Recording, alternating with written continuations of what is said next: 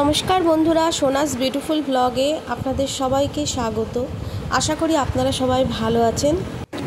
বন্ধুরা, আমি গতকাল মার ঘরে এসেছিলাম, তো পরের দিন আমি সোজা মার বাড়ি থেকে সোজা একদম বাজারে চলে গিয়েছি। তা বাজার করে নিয়েই একেবারে ফ্ল্যাটে এসেছি। তো আসার পরই আমি এই যে দুধের প্যাকেট দুটো আগে জলে ভিজিয়ে রাখলাম, কেন এখন ঘরটা মুছবো, বাসি ঘর মুছবো, ঝাঁট দেবো, গাছে জল দেবো, এই করতে করতে অনেক দেরি হয়ে যায়। তাই আমি আগে থেকে দুধের প্যাকেট দুটো আগে জলে ভিজিয়ে রাখলাম, এতে দুধটা অনেকক্ষণ ভালো থাকবে। আর এই যে বারান্দায় যাচ্ছি বন্ধুরা, বারান্দায় গিয়ে জামা কাপড়গুলো আগে তুলে নিলাম, কেন গতকাল আমি জামা কাপড়গুলো মেলে রেখে গিয়েছিলাম তারে, এই যে তুলে ঘরে নিয়ে এসেছি।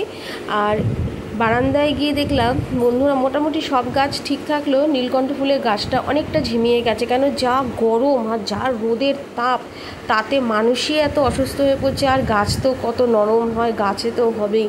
তাই বন্ধুরা তাড়াতাড়ি করে নীলকণ্ঠ ফুলের গাছ আগে ভালো করে জল দিয়ে নিলাম, জল দিয়ে গাছের গোড়া গাছটাকে পুরো জল দিয়ে স্নান করালাম ভালো করে তারপরে আমি গাছটাকে ওই যে ঘরের মধ্যে রেখে তারপর ঘর বারান্দা ঝাড় দিলাম, ঝাড় দিয়ে এবার বারান্দাও মুছে নিলাম, এবার ঘরগুলো সব মুছে নিচ্ছি।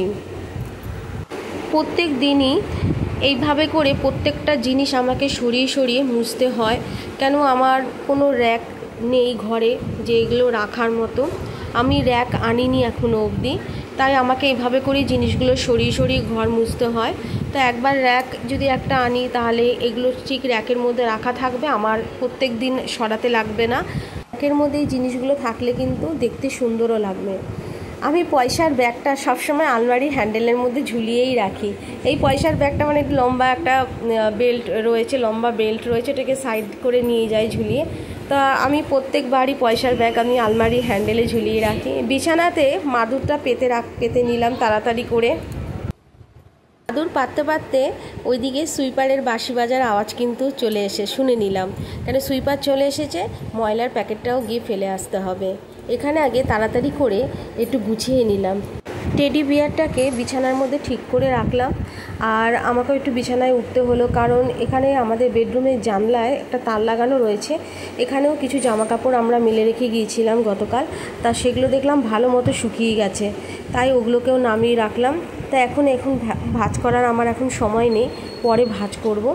তাড়াতাড়ি করে চলে এলাম গাছে জল দিতে, কেন সকালবেলা এসে আমি আগে গাছে জল দিই। আজকে ঘর বারান্দা মোছা হয়ে গেল, তারপর গাছে জল দিলাম, ভুল হলো একটু, কারণ আমি যদি আগে গাছে জলটা দিয়ে নিতাম তাহলে তখন জল একটু পড়লে তখন একেবারেই মোছা হয়ে যেত।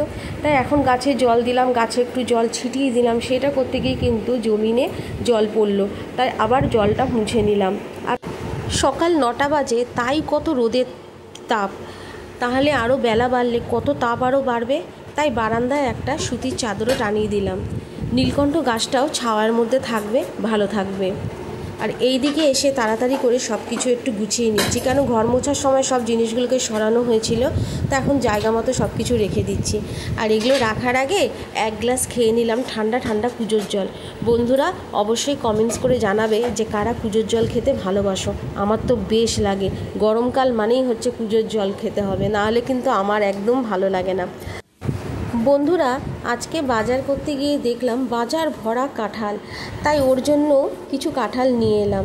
তো বন্ধুরা ও যেমনি কাঁঠাল খেতে ভালোবাসে, মানে আমার কর্তা মশাই, আর আমি তেমনি ভালোবাসি কাঁঠালের বীজ খেতে, কেন কাঁঠালের বীজ দিয়ে অনেক রকম রান্না করা যায়, আর খুব সুন্দরও লাগে গরম ভাত দিয়ে সেগুলো খেতে।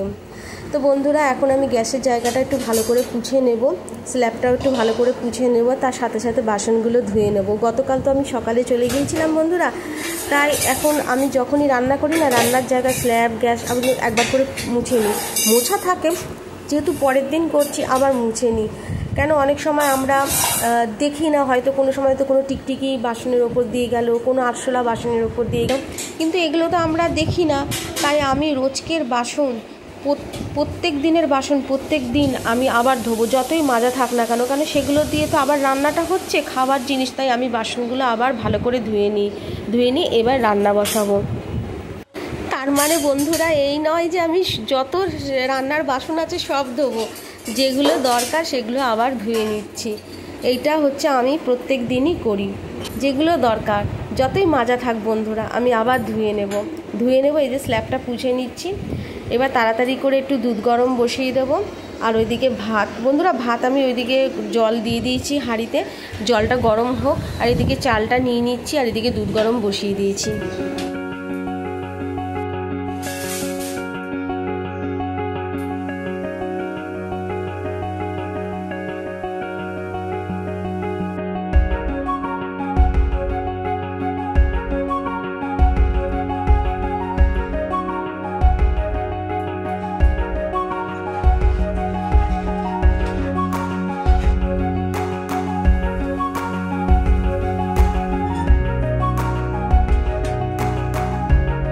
বন্ধুরা বাজারগুলো নিয়ে এসে তো এখানে রেখে দিয়েছি, আমি এখনও অবধি গোছাইনি। আর বিস্কুটের প্যাকেটগুলো এখন বাজারে ব্যাগ থেকে সব বের করে রাখছি আস্তে আস্তে। এবার সব কিছু গোছাবো।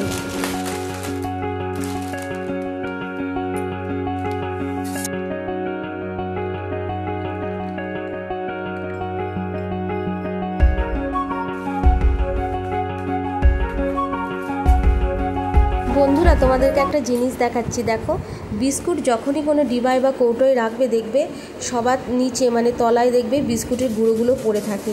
একবার না আমি এগুলো ফেলতে গেছিলাম, তো আমার হাজব্যান্ড মানে আমার বরকর্তা বলছে এগুলো কিন্তু একদম ফেলবে না, অনেক আগের কথা, কারণ এই বিস্কুটের গুঁড়ো খেতে কিন্তু খুব ভালোবাসে।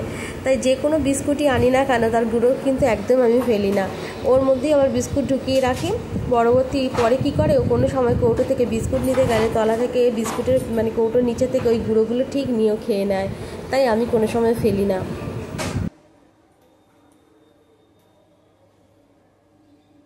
আজকে বেশি কিছু রান্না করব না বন্ধুরা, পার্শে মাছের ঝাল করব, তাই নুন হলুদ মাখিয়ে রাখছি মাছগুলোতে।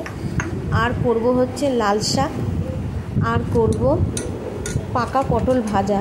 মানে পটল এনেছিলাম, পাকা পটল না কাঁচা পটলই নিয়ে এসেছিলাম, কিন্তু এখানে ছিল মানে গরমেতে পেকে গেছে পটলটা, তাই ওই পাকা পটল ভাজা করব। শাকটা আমার কাটা হয়ে গেছে বন্ধুরা, শাক কেটে জলে ধুয়ে ভালো করে জল ঝরিয়ে রেখেছি। আর এই যে পাকা পটল ভাজা খেতে আমার দারুণ লাগে, তোমাদের কীরকম লাগে অবশ্যই জানাবে। আর তোমাদের সাথে কথা বলতে বলতে এখানে কিন্তু পার্শে মাছের ঝালটাও হয়ে গেছে। আর এই যে শাক হচ্ছে,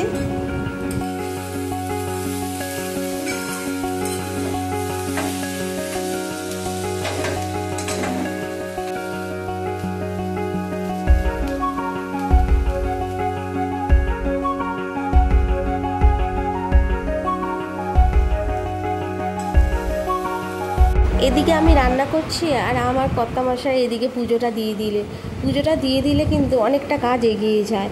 আর আজকে কিন্তু ঠাকুরের পুজোতে ভোগেতে দেওয়া হয়েছে নাড়ু, এই যে নাড়ু শাশুড়ি মা করে পাঠিয়ে দিয়েছে নাড়ু, এই নাড়ুই আজকে ভোগ দিয়েছে। এদিকে রান্না কমপ্লিট হয়ে গেছে বন্ধুরা, তাই এখানে আগে তাড়াতাড়ি করে গ্যাসটা মুছে নিচ্ছি। এখন বাসনগুলো মাজবো না, দুপুরবেলা একেবারে খাওয়া দাওয়া করেই সব বাসন একসাথেই মাজবো।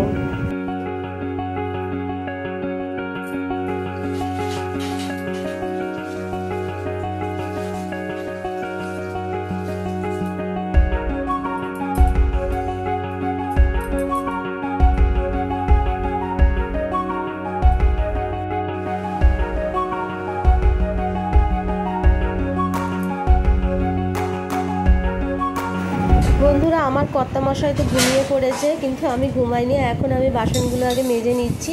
আর আমার বোনজিটা আজকে আসবে, ওর একটা জায়গায় নিমন্ত্রণ আছে, তাই ও কাপড় পরতে পারে না, তাই আমার কাছে কাপড় পরতে আসবে। তাই তাড়াতাড়ি করে এখানে বাসন মেজে নিচ্ছি, বাসন মেজে নিয়ে তারপর ও চলে এলে ওকে আগে তাড়াতাড়ি করে সাজিয়ে দিতে পারবো আমি।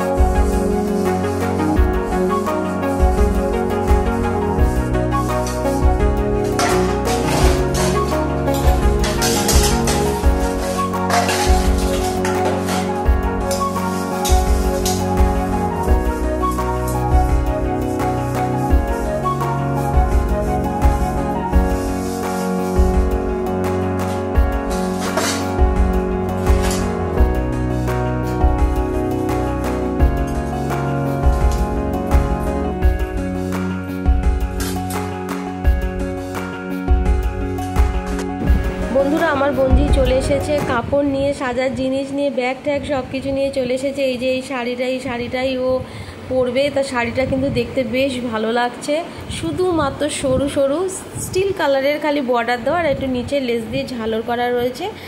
আর এই সেম ব্লাউজ পিস, মানে ব্লাউজ পিস কোনো আলাদা কালার না, এই সেম ব্লাউজ পিস রয়েছে। আর ব্লাউজটা হচ্ছে ফুল হাতা, কোনো 3/4 হাতা না, ফুল হাতা। আর হাতার নিচে দুটো করে বোতাম দেওয়া রয়েছে, খুব সুন্দর লাগছে। তোমরা অবশ্যই কমেন্টস করে জানাবে যে ব্লাউজটা আর শাড়িটা কীরকম লেগেছে তোমাদের, অবশ্যই জানিও। রঙটা কীরকম লেগেছে তাও জানিও, আর যে লটকানটা দেখালাম সেটাও কীরকম লাগছে সব জানিও। আর এখানে এই শাড়ি ব্লাউজের সাথে সাথে কিন্তু গলার হার, কানের দুল, আরও অনেক কিছু নিয়ে এসেছে সাজার জিনিস। তো এখন তোকে আমি সাজাতে চলে যাব। তো বন্ধুরা, আজকের ভিডিও ব্লগটি এই অবধি। তো কেমন হলো অবশ্যই জানিও আমাকে, আর আমার চ্যানেলের সাথে সাথে থেকো। টাটা।